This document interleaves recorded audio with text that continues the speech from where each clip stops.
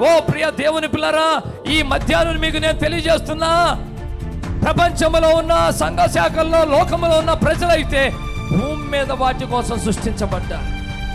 మనం సృష్టించబడింది భూమి మీద వాటి కోసం కాదు, పర సంబంధమైన వాటి కోసం సృష్టించబడ్డాం. హల్లెలూయా.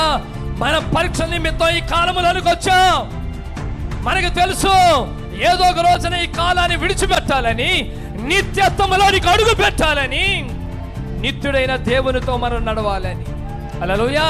ప్రపంచమంతా, ఆదాము సంతానమంతా కూడా, అందరూ కూడా ఈ భూ సంబంధమైన వాటి మీద మనసు నుంచి వారు తిరుగుతా ఉంటే, హనోకు ఒక్కడే దేవునితో నడుస్తున్నాడట అనుదినం.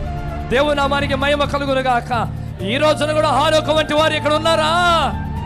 ఆమేన్. ఎందుకంటే మనము కూడా ప్రపంచమంతా వారి పనుల్లో బిజీగా ఉంటే, ఆయన వధువు మాత్రం ఏదో సమయంలో ప్రభువుతో మనం నడిచి, హల్లెలూయా, మన పాదం ఏదో ఒక రోజున గాలిలో పడాలి. ఆ గాలిలో పడి గాలిలో వెళ్ళిపోతా ఉండాలి. ఆ రోజు కోసం మనం ఎదురు చూస్తాం.